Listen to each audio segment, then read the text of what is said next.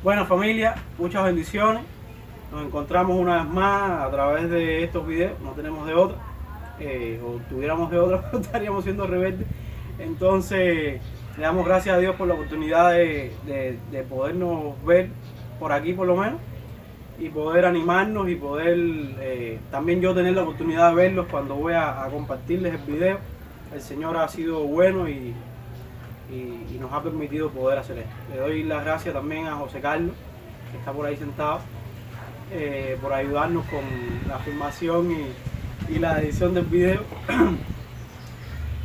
Y bueno, como les había anunciado la semana pasada, hoy tenemos a un hermano que va a estar compartiendo la palabra con nosotros. Ahorita lo voy a estar presentando, pero antes quisiera decirle algunos anuncios rapiditos.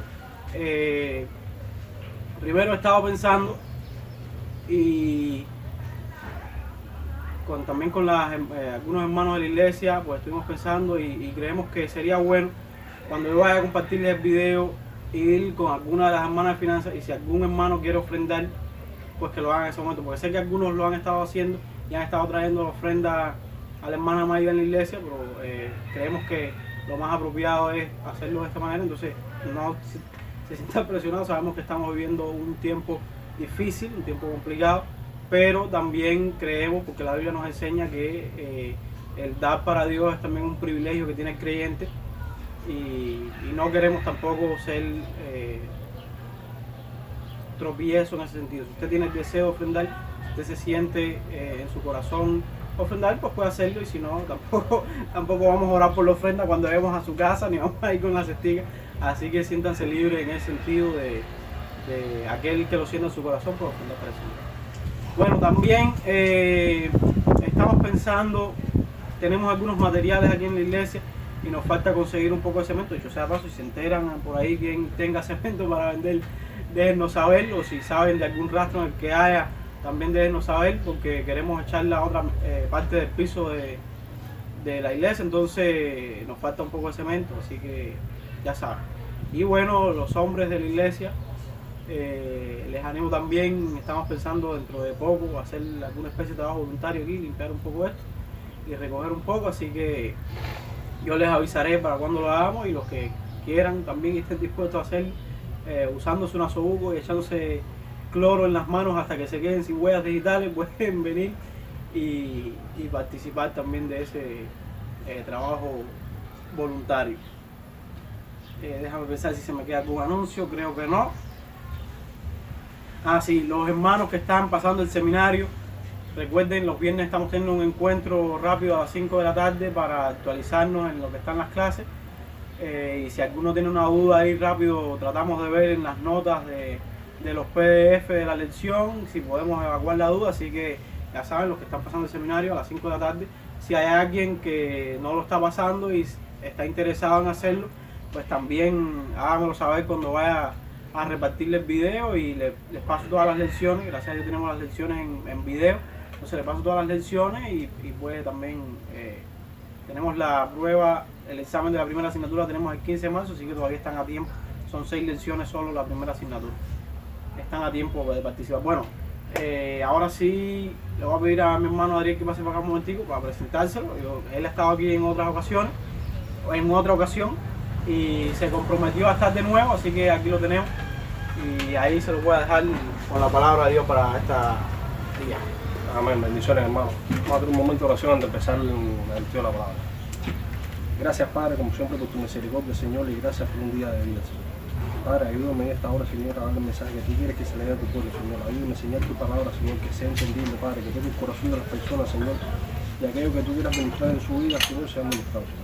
Guíame, Señor, dame entendimiento, dame sabiduría, Señor, para poder hacer tu voluntad, Padre.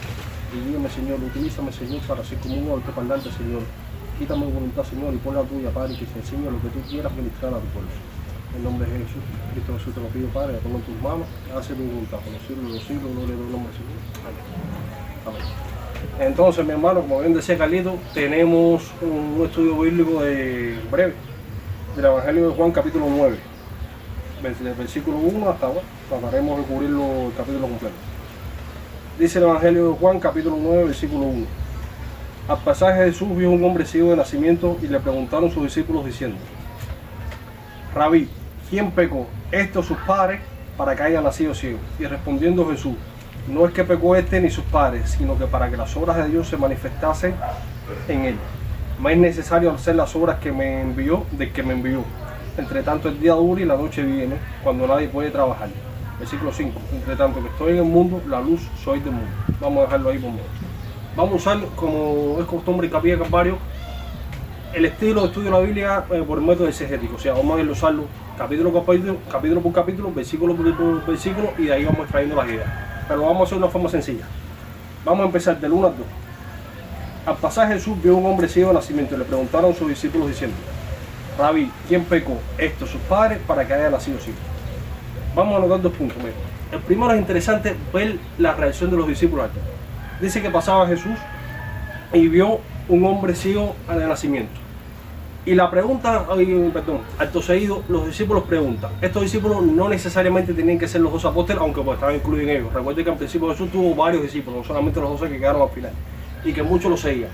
Lo interesante de esto es, o por lo menos mientras hacía el estudio, lo que me llama la atención es la actitud que se hace en la pregunta. O sea, ellos ya habían visto que Jesús había hecho milagros, ellos ya habían visto que Jesús había sanado personas, había multiplicado los panes, etc. Pero ninguno de ellos le preguntó, Señor, ¿tú quieres sanar a esta persona? Señor, ¿tú quieres sanar al hermano? Señor, ¿tú quieres obrar en la vida de esta persona? ¿Tú quieres restaurar la vida de esta persona? La pregunta que hicieron fue netamente teológica, por decirlo de alguna forma. Señor, ¿por qué nació este ciego? ¿Por el pecado de él o por el pecado de sus padres? Ese punto quiero sostenerlo. Es importante, yo no digo que se llama la teología, al contrario, yo a duras penas estoy estudiando teología, machacando a él, Dios mediante, si puedo terminar mi estudio. No es malo estudiar teología, al contrario, es muy bueno. Todos los cristianos deben tener una base mínima de teología para poder tener una relación adecuada con Dios. No quiere decir que la teología hace cristiano, pero un cristiano maduro tiene que tener un conocimiento sólido de teología para poder tener una relación saludable con Dios y no caer en falacias o apartarse de lo que apartarse de la enseñanza bíblica. Pero lo que muchas veces nos pasa a los cristianos es que tendemos en nuestra carne a poner las cosas seculares, sí, ¿verdad? Las cosas seculares del mundo los traemos a la iglesia, pero también las cosas menos importantes, hacemos como los fariseos, en este caso, las cosas menos importantes, menos trascendentales, las queremos poner en primer lugar. Y se nos olvida cuál es el objetivo de nuestro ministerio. El objetivo de la iglesia en el mundo es, primero que nada, predicar el evangelio, llevar las buenas nuevas de Dios a todas las personas que sean posibles y que Dios obre a través de esa predicación en los corazones de las personas y llama a los que quiera llamar. Pero ese es el objetivo de la iglesia.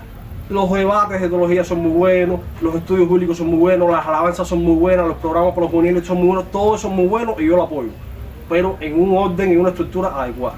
¿Qué es lo que pasa cuando rompemos esa jerarquía que Dios pone o que tiene establecido como esquema bíblico? Empezamos a caer en doctrinas humanas, empezamos a caer en disensión entre la iglesia y caemos en el mismo plano de los fariseos. Para no redundar tanto en el tema, volvemos al versículo 2, la pregunta de los discípulos. Los discípulos pudieron haber tenido una duda lógica, razonable. En esa época se creía, por la enseñanza de los fariseos, que si una persona nacía con una enfermedad determinada era porque estaba en pecado. Sus padres, aunque esa persona si adquirió una enfermedad crónica a lo largo de su vida, era que él había caído en pecado. Y había una disensión respecto a eso.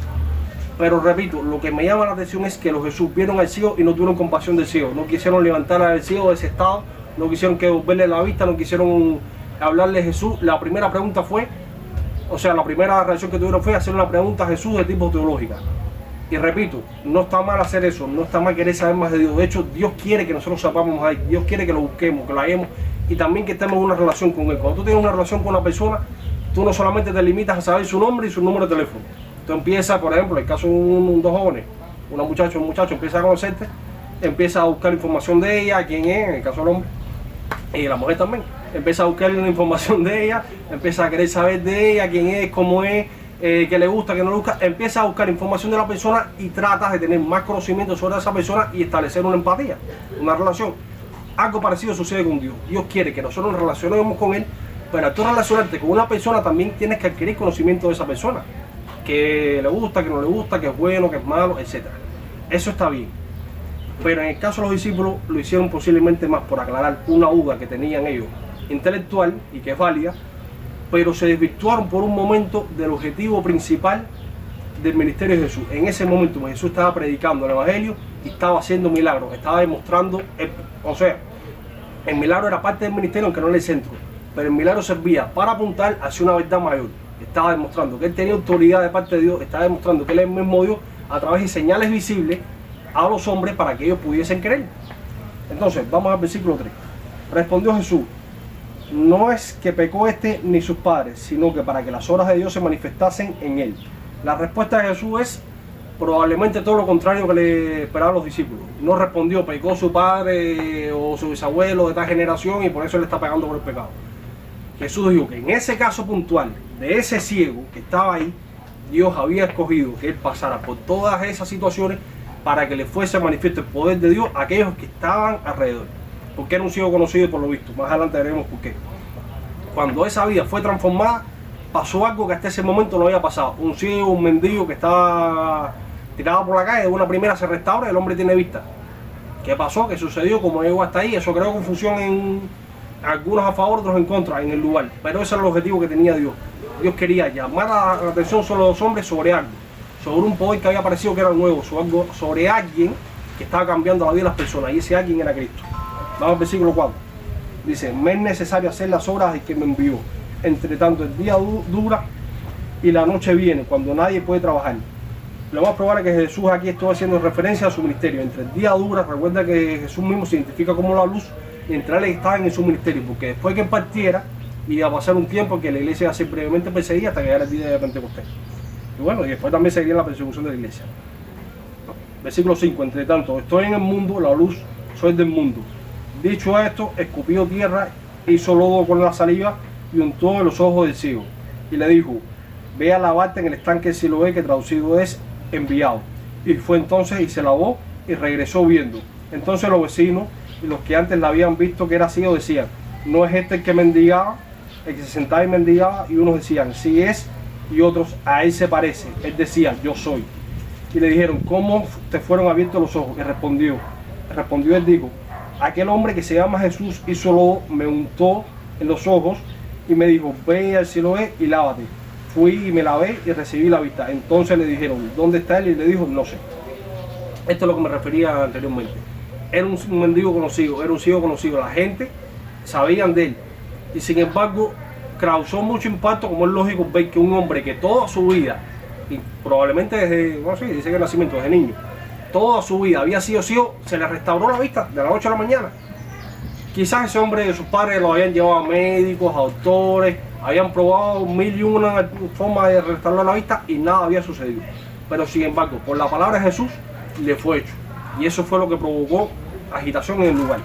Veamos qué sucede. Antes de empezar el versículo 13, quiero aclarar, tomar 2 puntos. Hasta ahora vimos personas que decían que sí era él, otros decían que no era él. Pero veíamos que sí se provocó cierta polémica. ¿Cuál fue la reacción de los grandes maestros de la época, los fariseos? Vamos a ver el versículo 13. Llevaron ante los fariseos a aquel que había sido ciego, y era el día de reposo, cuando Jesús había hecho el lodo y le había abierto los ojos. Vinieron pues a preguntarle, y también los fariseos cómo había recibido la vista. Y él dijo: me puso lodo sobre los ojos y me lavé y veo. Entonces algunos de los fariseos decían: ese hombre no procede de Dios, porque no guarda el día de reposo. Otros decían: ¿cómo puede un hombre pecador hacer estas señales? Y había disensión entre ellos. Vemos la reacción de los fariseos. Este es el ejemplo claro de lo que pasa cuando una persona tiene conocimiento, tiene sabiduría humana, pero no tiene el Espíritu Santo morando en su vida, no tiene sabiduría de Dios. No es lo mismo inteligencia que sabiduría. Te lo voy a explicar con un ejemplo un poco cómico, pero a ver si se entiende. Si yo pongo una serpiente cascabel ahora y pongo 2 personas al lado, vamos a decir que uno es inteligente y uno es sabio. El inteligente se va a acercar y decir: esto es un ofidio de género tal, más cual, es venenoso, ay, pero mira qué camita más linda, y le va a tocar la serpiente. Error fatal. El que es sabio quizás no sepa qué especie biológica es, ni cuál pertenece, sabe que es una serpiente porque, pero no conoce muchos detalles técnicos de la serpiente. Pero conoce lo más importante o lo que es más significativo para él de la serpiente. La serpiente es venenosa y que tiene que evitar el contacto directo con el animal porque le puede hacer mucho daño. Entonces, eso es lo que podemos entender como diferencia entre inteligencia y sabiduría. Adquirir información es una cosa y saber utilizar esa información de manera prudente en tu vida es otra. Esta es una sabiduría humana. Dios nos da una sabiduría aún más grande. que es la del discernimiento espiritual. Saber entender el propósito de las cosas aún detrás de circunstancias que parecen totalmente adversas o incomprensibles. Nunca vamos a entender totalmente todos los propósitos de Dios porque su mente es infinitamente superior a la nuestra. Como ejemplo Job. Job sabía quién era Dios, sabía que era un Dios verídico, que era un Dios justo y que era un Dios verdadero. Incluso en una de las tribulaciones más difíciles que tuvo, o que me imagino que una persona puede pasar, perdió su dinero, perdió su casa, su mujer lo estaba despreciando y había perdido todos sus hijos, había quedado como un mendigo. Siendo uno de los hombres más poderosos de su época, quedó como un mendigo. Pero sin embargo, Job no perdió lo más importante. No perdió la certeza, la fe de quién era Dios y no dejó de confiar en él. Al final, en el desenlace del capítulo, vemos que la historia de Job tuvo un final feliz y que tuvo 7 veces más de lo que le fue quitado. Pero Job quizás no tenía un conocimiento muy profundo de Dios, pero sí sabía quién era Dios. Quizás no se sabía todos los atributos de Dios, pero sabía que Dios era verdadero. Entonces, es importante que estudiemos la Biblia, es importante que estudiemos la palabra, pero lo más importante es que estudiemos la Biblia, que estudiemos la palabra a raíz de la revelación del Espíritu Santo en nuestras vidas. Si no, lo que estaremos haciendo en el mejor de los casos sea filosofía humana, pero no vamos a estar predicando el Evangelio como tal. No estoy diciendo que sea mal el estudio bíblico, al contrario, la iglesia hoy en día más que nunca necesita estudiar la Biblia. Y la falta de estudio bíblico lo que está llevando a muchas congregaciones a apartarse de la doctrina cristiana y a hacer cosas que no convienen y ni aún en el mundo se hace, para no dejarlo ahí.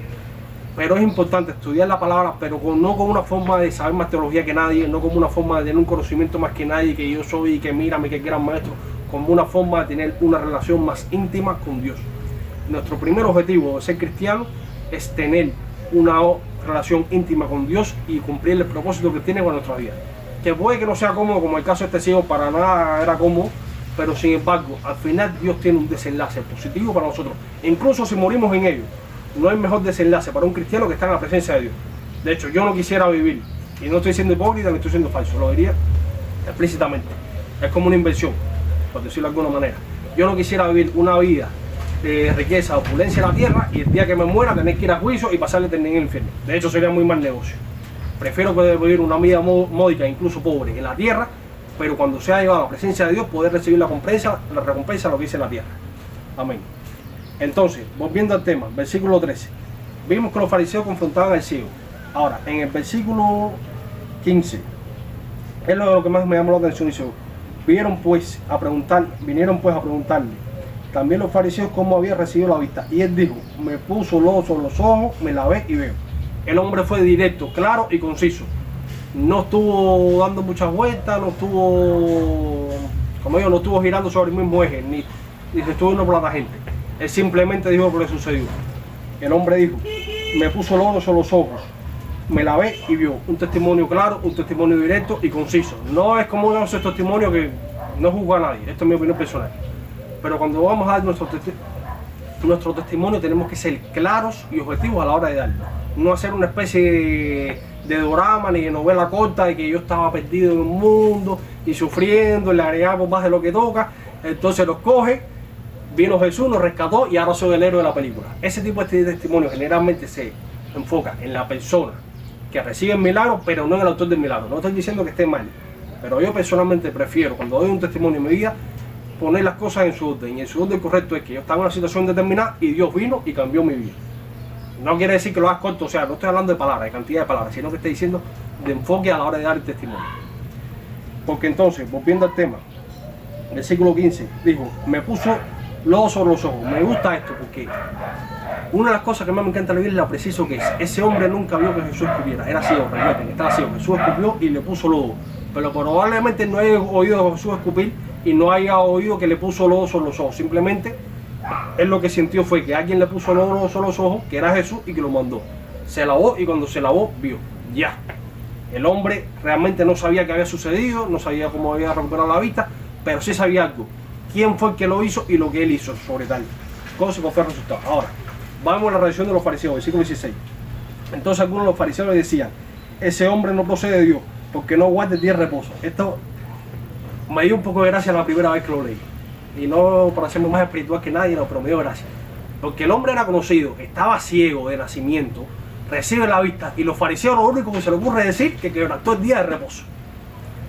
Eso es como, por ejemplo, no sé, un día feriado, vamos a decir 25 de diciembre. una persona se rompió una pierna, llegó a la esquina, se regeneró la pierna, siguió caminando y lo único que se le ocurre es decir a alguien: ay, pero miren, ahora vamos a tener que llevarlo al médico para hacerle un estudio y se lo va a llevar a la Navidad. El hombre se recuperó de su pierna, ¿eh? Bueno, la Navidad que la será el 24, noche buena. Pero bueno, el hombre se recuperó de lo que le estaba sucediendo, de su pierna. Y lo único que se le ocurre preocuparnos es por llevarlo al hospital o porque nos va a arruinar el día. Es lo mismo que pasó a los fariseos.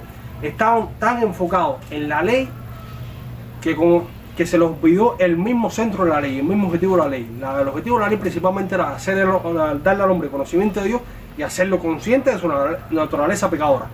Pero los fariseos con el tiempo se volvieron tan y tan estrictos, tan estoicos en ese estudio, que empezaron a meter cosas que no tenían que meter y hacerle énfasis a las cosas pequeñas y se les estaba olvidando todo. Quisieron hacer énfasis, no sé, no sabría cómo explicarlo una cita breve, pero es como que tú vayas a la primaria, te dediques a estudiar la fórmula en matemáticas, te aprendas toda la fórmula, a despejarla ya, pero no te aprendiste ni las tablas, ni sabes sumar ni restar. Lo básico no lo sabes. Y es lo mismo que le pasó a los fariseos. Se enfocaron tanto en los detalles que se volvieron ciegos a las verdades objetivas más grandes que tenía enseñado la Biblia. Se volvieron tan escolásticos en el estudio sistemático de la Biblia que se les olvidó no solamente enseñarla e interpretarla, sino aplicarlo en su vida. O sea, básicamente se volvió una profesión y no era parte de su adoración diaria del culto con Dios. Entonces, nos viendo el versículo 15, le dijo: me puso el oro sobre los ojos, me lavé y veo. Versículo 16, entonces algunos fariseos decían: ese hombre no procede de Dios porque no guarda el día de reposo. Otros decían: ¿cómo puede un hombre pecador hacer tales señales? Y había disensión entre ellos. Los segundos creo que eran un poco más, si no espirituales, por lo menos un poco más lógicos. ¿Cómo puede un hombre pecador hacer tales señales? Ellos daban a Jesús por pecador, pero ellos sabían que un hombre pecador no podía manifestar el poder de Dios. Entonces decían: ¿cómo este hombre pecador puede hacer tales señales? Quizás algunos lo dijeron desde un punto de vista malicioso, como buscando una ocasión para atentar a Jesús, pero otros simplemente tuvieron una duda sincera: si este hombre es pecador, ¿cómo es posible que haga esto? Me imagino yo que para llegar a una conclusión podemos hacerlo de la siguiente manera. Tenemos una suposición, una primera suposición: Dios es bueno y poderoso. Esa es la primera. La segunda suposición sería: Dios obra a través de las personas que están consagradas a Él. Y podríamos ver eso manifiesto en que Dios, a través de los profetas, hizo milagros, sanó personas, levantó muertos, partió el mar Rojo a la mitad, etc. Entonces el poder de Dios se manifiesta a través de personas consagradas delante de Dios. Muchos fariseos quizás se hacían esa misma pregunta: si Dios es bueno y Dios manifiesta su poder de la forma que las personas que están consagradas en Él, ¿cómo es posible que un pecador hiciera tantos milagros o hiciera estas señales? Ese creo que era una pregunta más válida. Una pregunta más válida desde el punto de vista teológico inclusive, que la primera, que es el día de reposo. Ahora, vamos al versículo 17. Entonces volvieron a decirle al ciego: ¿qué dices tú del que te abrió los ojos? Y él dijo que es profeta. El ciego no sabía que era Mesías, pero sí sabía una cosa: que Jesús tenía poder. Hasta ese momento los únicos que habían manifestado el poder de esa manera, hecho milagros, eran los profetas. El hombre le habrá dicho dentro de ahí: mínimo este profeta, porque nadie, ni siquiera los sacerdotes, son capaces de hacer eso. Este hombre tiene algo diferente, este hombre tiene unción de Dios. Hay algo en la persona de Jesús que no es comparable con ningún otro ser humano, que marca una diferencia. Entonces los fariseos, en vez de centrarse en indagar por qué Jesús hace estas señales, qué tiene Jesús que lo hace diferente a los demás, quién es Jesús para que haga esto, simplemente se refugiaron, como yo, en su fortaleza más cercana, en su entendimiento humano, en su inteligencia, y dieron por sentado que todo lo que ellos suponían era verdad y que Jesús estaba en el error. Algo muy discordante con la realidad. Para que algo sea verdad, dicho en otras palabras, tiene que ser concordante con la realidad. Si algo no es objetivo y concordante con lo que existe, con lo real, entonces podemos decir que no es verdad. Disculpen la voz. Entonces, volviendo al punto, la verdad es absoluta, no existe verdades a medias. Hay una cosa que se llama relativismo. El relativismo es una corriente filosófica, pero que se pone muy de moda por modernismo, etc. Pero básicamente el relativismo enseña que no existe la verdad absoluta y todo es relativo de acuerdo al tiempo en que esté. Un ejemplo de eso: había una vez creo que era un pastor o un maestro, no recuerdo bien, que va a un museo de arte postmodernista, y cuando entra al museo, el estilo arquitectónico postmodernista refleja esa filosofía, refleja que nada tiene propósito, nada tiene sentido y las cosas simplemente son porque son, en otras palabras. Y él entra al lobby del museo, después pasa a la sala de exposiciones y se da cuenta de lo interesante. Había muchas escaleras, pero cuando transita por alguna de ellas se da cuenta que no había a ningún lado. Él le pregunta al curador del museo, que es el encargado de cuidar que estén bien las horas bien puestas, que no se deterioren, etc., por qué había escaleras que no eran funcionales en ese lugar. Y el curador le explica que eso era arte postmodernista, etc., que simplemente estaban puestas ahí como un objeto decorativo para demostrar que las cosas en la vida a veces no tenían sentido, simplemente existían. Y ese hombre le hace una pregunta que me resultó graciosa, pero al mismo momento interesante. Hicieron lo mismo al sentar la base del edificio, o sea, al echar los dados del edificio. ¿Lo pusieron de forma aleatoria? Obviamente no. Porque si lo hace de forma equivocada, el peso va a colapsar la base del edificio, va a colapsar los cimientos y se va a derrumbar. Lo mismo sucede con las paredes de carga y demás detalles arquitectónicos. Entonces, nosotros podemos jugar al posmodernismo, al relativismo, cuando hay una base estructural sólida que sustenta las cosas. O sea, cuando hay algo que se basa en una realidad objetiva, en algo que se refleja en la realidad, valga la redundancia, cuando hay algo que es verdad. Podemos construir una sociedad sobre la base del relativismo cuando tenemos una base sólida, una piedra angular sobre la que descansar la sociedad. La piedra angular perfecta para sería Cristo, pero incluso si no lo fuere, si hay leyes objetivas, claras, que defiendan la vida del ser humano, que en una sociedad defiendan valores determinados, eso varía de acuerdo al lugar, pero básicamente una sociedad que no sea capaz de mantener el orden, la seguridad de sus ciudadanos y garantizar mínimo condiciones de vida mínimas de sus ciudadanos, la sociedad está corriendo un grave peligro. Entonces, para poder desarrollar todas esas demás actividades, poder desarrollar lo que es el posmodernismo, la filosofía, etcétera, tiene que haber una base sólida de la sociedad establecida. Puse el ejemplo social, puede ser cualquier otro ejemplo, como un ejemplo de una casa. Si en la casa cada uno de los individuos no desarrolla su papel y es funcional en la casa, el hogar va a empezar a ser disfuncional. Si el niño no va a estudiar y se queda la vida a matar penetrando afuera, va a traerle problemas a los padres, va a traerle dolor de cabeza, cuando crezca el muchacho va a ser un problema. Si el papá no trabaja y la mamá no trabaja, ya sea como la mamá ama de casa o el papá, o el que le toque ser de ama de casa, pero si no trabajan y no se ocupan del hogar, la casa va a ser un total desorden. Entonces ninguno de sus miembros va a poder desarrollar una vida plena, por lo menos dentro del núcleo familiar, porque simplemente no tienen las condiciones creadas para ellos. En otras palabras, tú puedes jugar a que todo es relativo, pero cuando tú tocas el cimiento de la casa, que rajas lo básico, lo esencial, lo que no se puede mover, y empiezas a creer que puedes jugar con eso, es cuando vienen las catástrofes y cuando se colapsa la sociedad. Muchos de los males que tenemos en la sociedad, en todo el mundo, es por esa práctica que tenemos que creer que todo es relativo.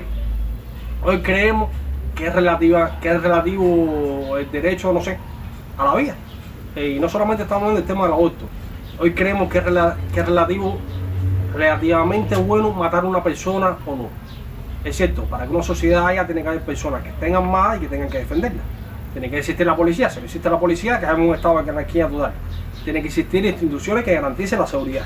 Y un ejército que proteja el país, la nación, la ciudad, lo que sea. Tiene que existir personas que sean capaces de defenderla y si es necesario que tengan que matar, tienen que hacerlo. Aclarar una cosa es matar y otra cosa es asesinar, no necesariamente lo mismo.